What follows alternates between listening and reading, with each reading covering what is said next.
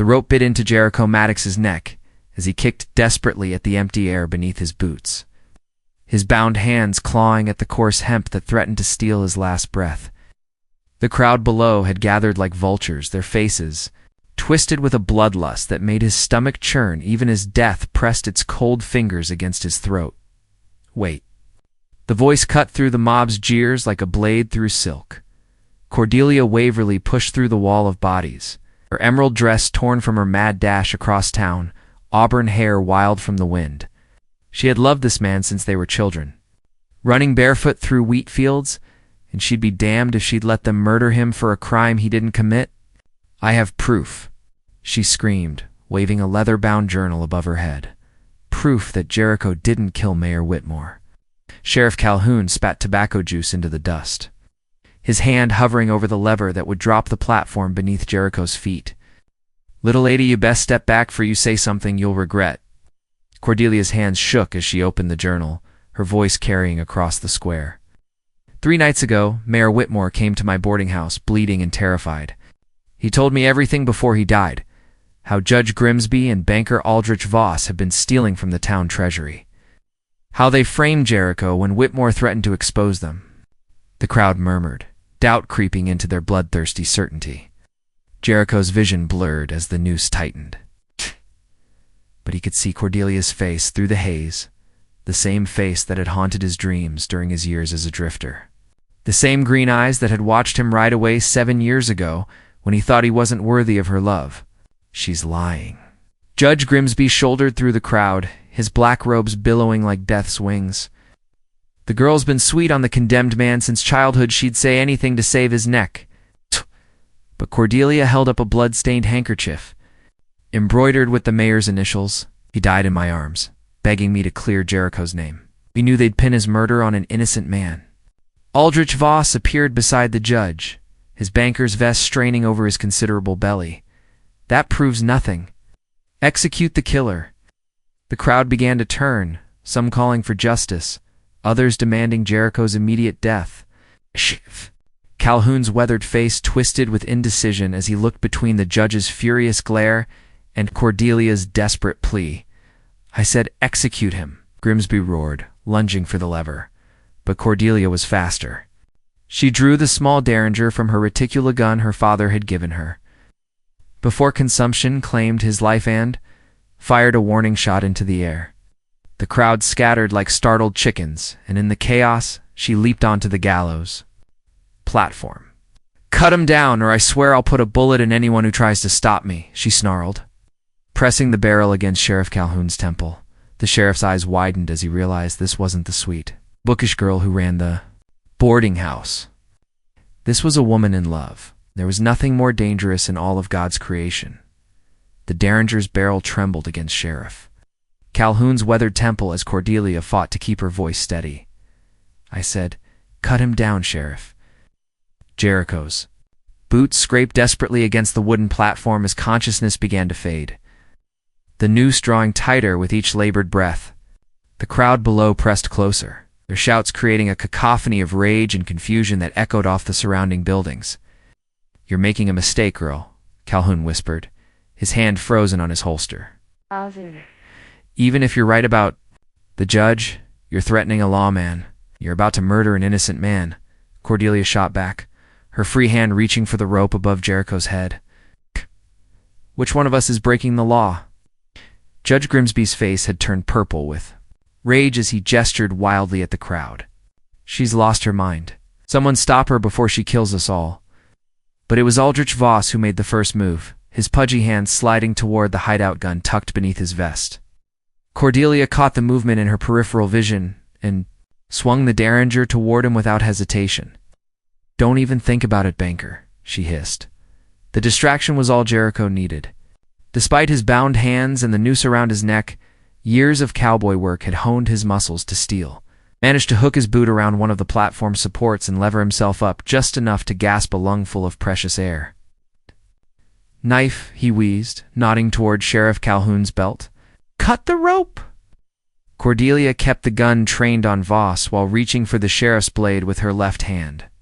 The crowd had gone eerily quiet, sensing that the next few seconds would determine whether they'd witness a rescue or a massacre. "Think about this, Cordelia," came a new voice from the crowd. Dr. Ezekiel Hartwell pushed forward, his medical bag clutched in his arthritic hands. "I examined Mayor Whitmore's body. The wound was made by a left-handed man. Jericho's right-handed." Grimsby's eyes flashed with panic as more pieces of his carefully constructed frame began to crumble. "The doctor's an old fool. Everyone knows that." "But I'm not," said Martha Claiborne, stepping out from behind Dr. Hartwell. The seamstress had been mending clothes in her shop across from the mayor's office 3 nights ago. "I saw you leaving the mayor's house around midnight, Judge. You had blood on your shirt?" The crowd began to turn, their anger shifting from Jericho to the 2 men who had orchestrated his downfall. Cordelia used the distraction to saw through the rope with the sheriff's knife, her hands working frantically as Jericho struggled to stay conscious. The hemp fibers snapped with a sound like gunfire, and Jericho collapsed onto the platform, gasping and clutching his throat. Cordelia dropped beside him, her fingers working at the bonds around his wrists. "Why?" Jericho croaked, his voice raw from the rope's bite. "Why risk your life for me?" Sure. Cordelia's green eyes filled with tears as she finally freed his hands. "'Cause "I've loved you since we were 10 years old, you stubborn fool, because I never stopped believing you'd come home to me." Before Jericho could respond, Voss made his desperate play. The banker drew his hideout gun and aimed it at Cordelia's back. But Dr. Hartwell's walking stick caught him across the wrist with surprising force. The gun went off harmlessly into the air as Voss cursed and clutched his injured arm. "Seize them. Both," Sheriff Calhoun commanded, finally finding his courage now that the real villains had been exposed. "Judge Grimsby and Aldrich Voss, you're under arrest for the murder of Mayor Whitmore and conspiracy to commit fraud." The jail cell clanged shut behind Judge Grimsby and Aldrich Voss as Sheriff Calhoun turned the heavy iron key. The 2 conspirators sat on opposite ends of the narrow bench, no longer the powerful men who had nearly succeeded in sending an innocent man to the gallows. "This isn't over," Grimsby snarled through the bars, his judicial robes now torn and stained with dust from his struggle with the townspeople. "I have friends in the territorial capital. Had friends." Sheriff Calhoun corrected, hanging the keys on their hook. "Funny how murder and theft tend to make a man's allies disappear real quick." In the front office, Dr. Hartwell tended to the angry rope burn encircling Jericho's neck while Cordelia sat beside them, her hands still trembling from the afternoon's ordeal. The Derringer lay on the sheriff's desk, its single shot spent, but its purpose fulfilled. "You saved my life today," Jericho said quietly, his voice still hoarse. "But you could have been killed." Cordelia's fingers found his calloused hand intertwining, their fingers the way they had as children. "Do you remember what you told me the night before you left town? You said you weren't good enough for a proper lady like me." Jericho's jaw tightened, old shame rising in his chest. "I was right. I'm still just a drifter, Cordelia. I own nothing but my horse and the clothes on my back. And I'm just a boarding house keeper with ink-stained fingers and too many books," she replied. "We're not the children we used to be, Jericho. We're adults who can choose our own path." Dr. Hartwell finished applying salve to the rope burn and packed his medical supplies. "You're fortunate, son. Another minute, and that noose would have crushed your windpipe permanently." Through the office window, they could see the townspeople dispersing, their bloodlust replaced by shame and confusion. Some had been ready to watch a man die based on nothing more than circumstantial evidence and the word of corrupt officials. "Where will you go now?" Cordelia asked, though her heart already dreaded the answer. Jericho stood slowly, testing his balance. 7 years of wandering had taught him that staying in one place too long brought nothing but trouble. "I should leave. People here will always remember what almost happened today, or they'll remember that an innocent man was nearly murdered by 2 criminals," Cordelia countered. "They'll remember that sometimes the right person can make all the difference." Sheriff Calhoun cleared his throat from behind his desk. "Before you make any hasty decisions, Maddox, you might want to hear about the reward money. Seems the territorial governor posted a substantial bounty for information, leading to the conviction of whoever's been embezzling from town treasuries across the region. Grimsby and Voss have been pulling this same scheme in 6 settlements." Jericho's eyebrows rose. "How substantial?" $5,000 substantial? Enough to buy some land, start a ranch, maybe even support a wife if a man was so inclined. Cordelia felt her breath catch as Jericho turned to look at her, something new kindling in his weathered features. The cowboy who had ridden away 7 years ago had been running from responsibility and commitment, but the man who stood before her now had faced death and found something worth fighting for. The boarding house has been struggling, she admitted quietly. Too many folks moving west, not enough travelers staying overnight. A ranch would need a good woman to help run it, Jericho said carefully, as if testing the words on his tongue. Someone who's not afraid to fight when it matters.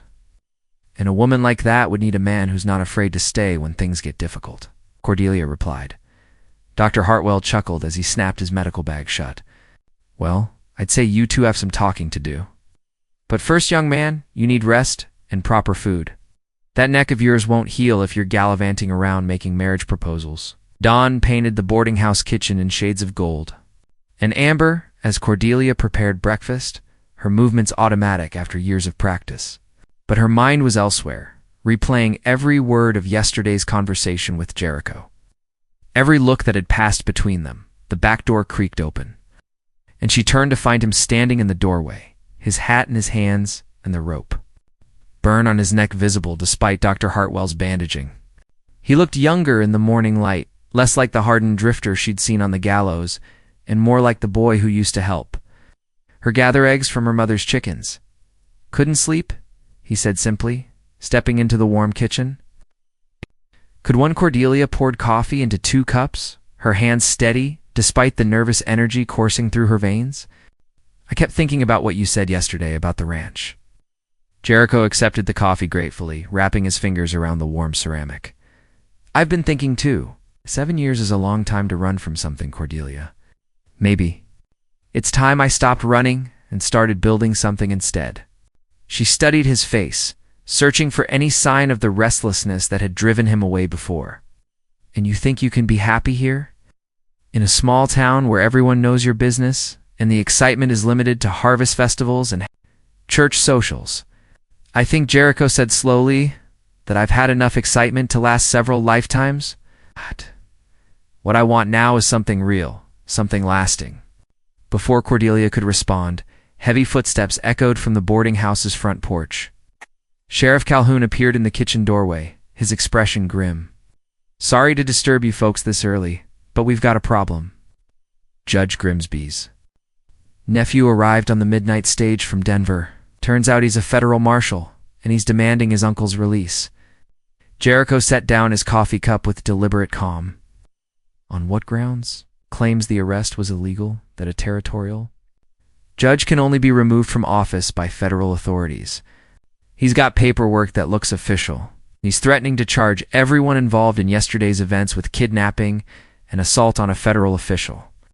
Cordelia felt ice form in her stomach. What does that mean? It means sheriff. Calhoun said heavily that unless we can prove Judge Grimsby's guilt beyond any shadow of doubt, this whole thing could backfire. The marshal could have all of us arrested, including you two. Jericho's jaw tightened as he processed the implications. Where's this marshal now? Reviewing his uncle's case files. He'll be here within the hour to demand the prisoner's release. The kitchen fell silent except for the gentle bubbling of oatmeal on the stove. Cordelia's mind raced through possibilities, each more desperate than the last.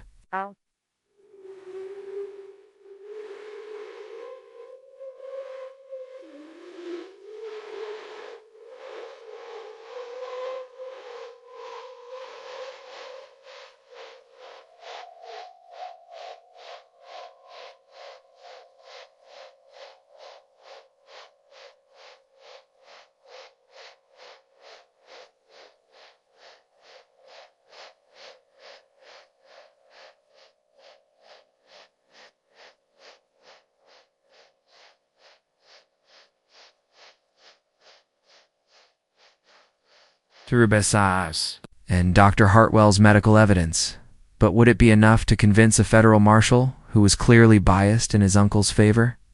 There has to be something else, she murmured, pacing to the window that overlooked the town square. Some piece of evidence were missing. Jericho stood and moved behind her, his presence solid and reassuring despite the dire circumstances. "What exactly did Mayor Whitmore tell you before he died?" "Every detail you can remember."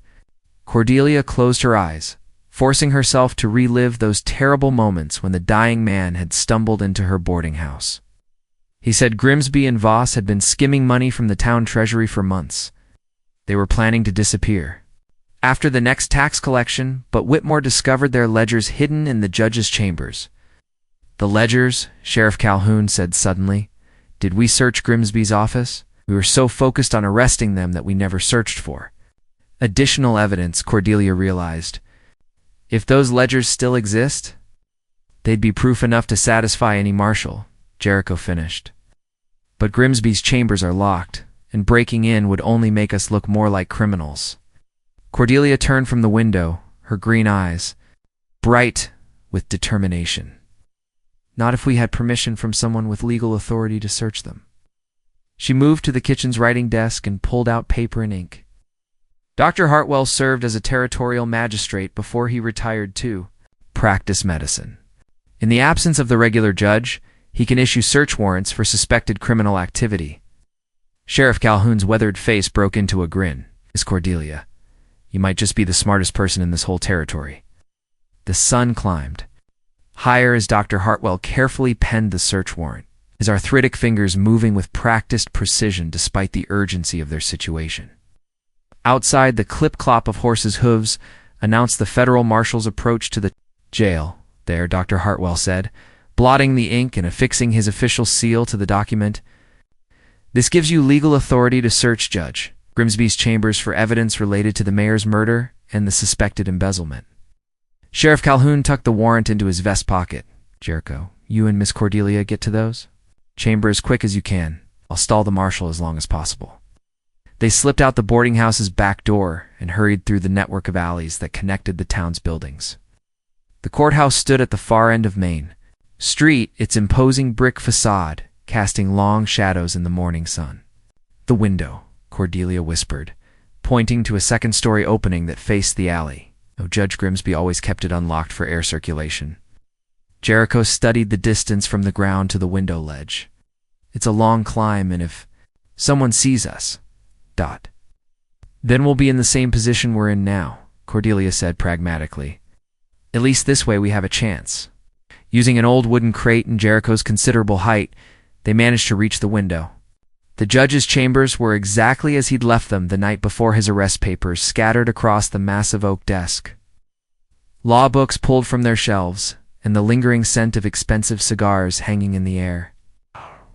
Where would he hide stolen ledgers? Cordelia wondered aloud, examining the room's furnishings. Jericho moved to the desk and began checking drawers, his hands methodical despite their time constraint. Somewhere close enough to access regularly, but hidden enough that casual visitors wouldn't see them. The sound of raised voices drifted through the window from the direction of the jail. The marshal had arrived and was clearly not pleased with Sheriff Calhoun's explanations. "Behind the books," Cordelia said suddenly, remembering her father's habit of hiding important documents. "Check behind the law books on the shelf." Jericho's fingers found the hidden catch on the third shelf, and a panel slid away to reveal a narrow compartment. Inside were 3 leather-bound ledgers, each one meticulously documenting illegal transactions spanning the past 18 months. "My God," Cordelia breathed, scanning the entries. They stole nearly $20,000 from 6 different towns. And look at this, they were planning to frame different men in each location before disappearing. The front page of the first ledger contained a chilling list of names, honest men in various settlements, who had been selected as scapegoats for crimes they hadn't committed.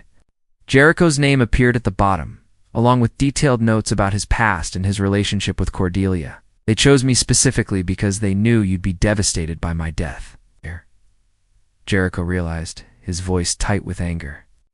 This wasn't just about covering their tracks. They wanted to hurt you too. Cordelia's hands shook as she read the cruel calculations that had nearly cost Jericho his life. "Judge Grimsby wrote that my excessive emotional attachment would prevent me from thinking clearly about the evidence. He actually planned on my love for you making me an unreliable witness." The voices outside grew louder and more heated.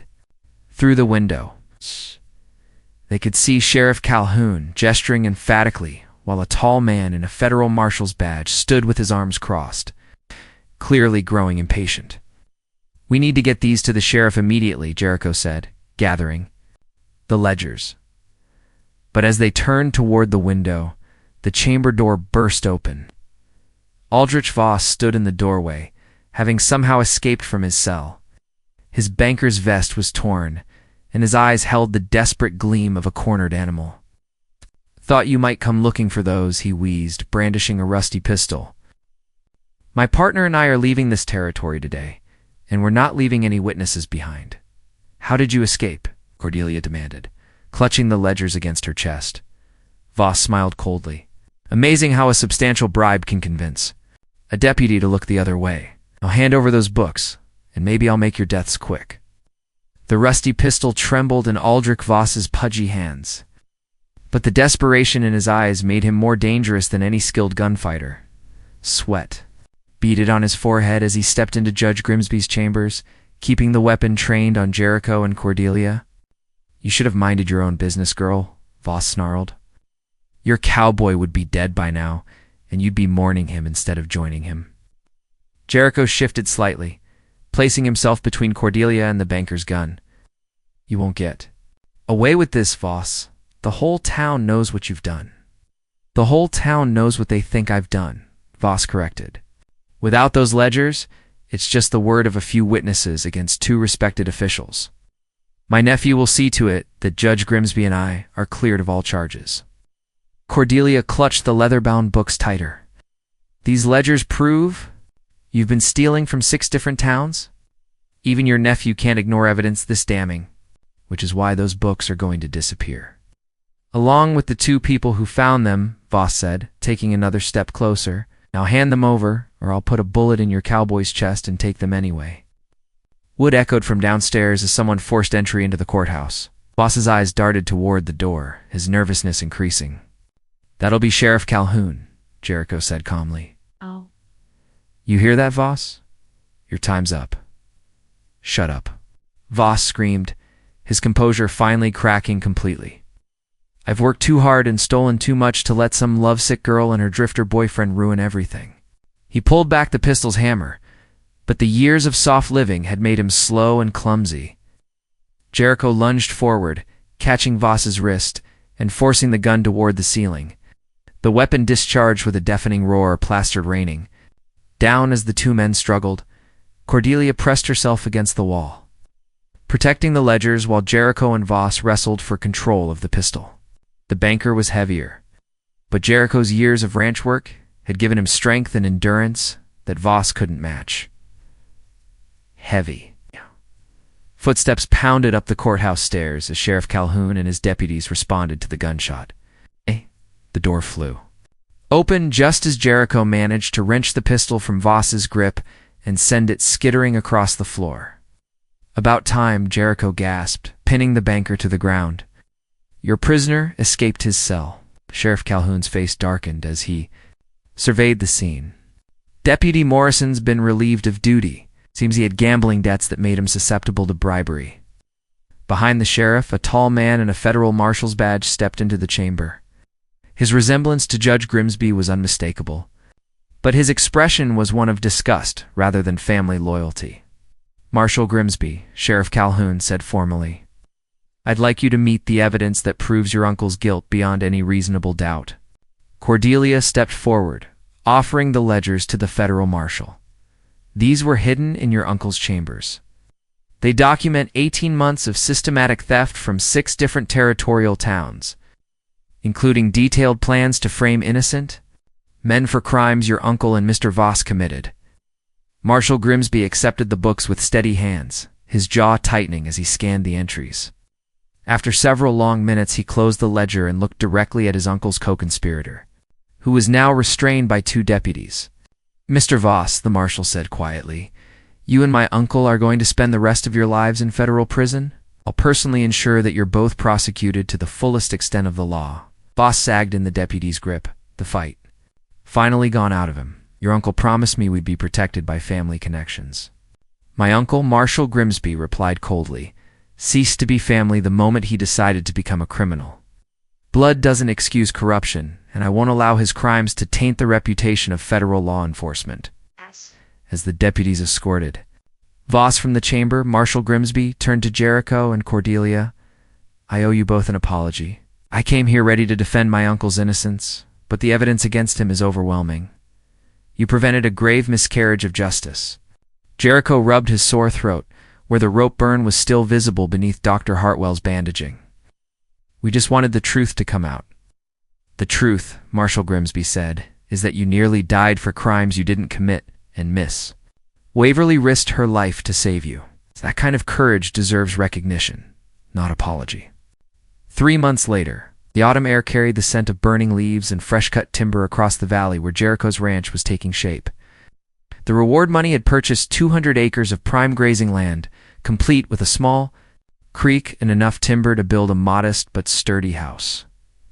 Cordelia stood on the partially completed front porch, watching Jericho and his hired hands raise the barn's framework against the backdrop of golden aspens. The boarding house had sold for enough money to contribute to their new life together. She'd never regretted leaving behind the smell of other people's cooking and the constant parade of strangers. Almost finished, Jericho called out, wiping sweat from his forehead with his shirt sleeve. Another week and we'll have proper shelter for the horses. The wedding was planned for the following Sunday. Simple ceremony in the town's small church with Dr. Hartwell officiating. Most of the settlement planned to attend, their guilt over the near lynching transformed into genuine affection for the couple, who had exposed the corruption in their midst. Sheriff Calhoun rode up the dusty path leading to the ranch, his horse picking its way carefully around the construction materials scattered in the yard. He dismounted and approached the porch, a folded newspaper tucked under his arm. Afternoon, Miss Cordelia? Got some news from the territorial capital that you and Jericho might want to hear? Jericho joined them on the porch, curious about the sheriff's formal tone. Good news or bad news? Depends on your perspective, Calhoun replied, unfolding the newspaper. Judge Grimsby and Aldrich Voss were sentenced yesterday. Life imprisonment for the judge, 25 years for Voss. Marshal Grimsby saw to it that they were sent to the federal penitentiary in Kansas, far enough away that they'll never trouble anyone in this territory again. Cordelia felt a weight lift from her shoulders that she hadn't realized she'd been carrying. And the other towns they robbed? Every penny will be returned, plus interest. The territorial governors established a fund to compensate the families who were damaged by their crimes. Calhoun folded the newspaper and tucked it back under his arm. There's something else, though. The governors offered Jericho a position as a territorial marshal. Jericho's eyebrows rose. A marshal? Seems your reputation for standing up to corruption has reached the capital. They need honest men willing to investigate territorial officials and root out the kind of schemes Grimsby and Voss were running. Calhoun studied Jericho's face. Of course, it would mean traveling to different towns, being away from the ranch for weeks at a time. Cordelia reached for Jericho's hand, intertwining their fingers the way she had as a child. What do you think? Jericho looked out over the valley where their cattle grazed peacefully, then back at the woman who had risked everything to save his life. I think I've done enough traveling for one lifetime. This ranch, this life we're building, that's all the adventure I need. Sheriff Calhoun smiled and tipped his hat. That's what I figured you'd say. The governor suspected as much. Too, but he wanted to make the offer official. He remounted his horse and gathered the reins. You two have built something special here. Don't let anyone convince you it's not enough. As the sheriff rode away, Cordelia leaned against Jericho's shoulder, watching the sun begin to set behind the mountains. The rope burn on his neck had faded to a thin white line, barely visible unless she looked for it specifically. Do you ever regret it? She asked quietly. Staying here instead of seeing what else might be out there? Jericho's arm tightened around her waist. Every morning I wake up next to you, I remember what it felt like to have that noose around my neck. I remember thinking that I'd wasted 7 years running from the best thing that ever happened to me. He turned to face her, his weathered hands framing her face. I'm exactly where I'm supposed to be, Cordelia. Where I've always been supposed to be. The last light of day painted the valley in shades of gold and crimson as they stood together. On their porch, surrounded by the evidence of the life they were creating together. In the distance, the church bell chimed the hour, counting down the days until they would pledge their lives to each other before God and the community that had nearly destroyed them, but ultimately brought them together. Jericho Maddox had fought the Hangman's noose and won more than just his life. He had won a future worth living, with the woman who had loved him faithfully through 7 years of separation and had risked everything to save him when it mattered most. Their love story would become legend in the territory, told and retold around campfires and in parlors. A reminder that sometimes the strongest rope is the one that binds two hearts together against all odds.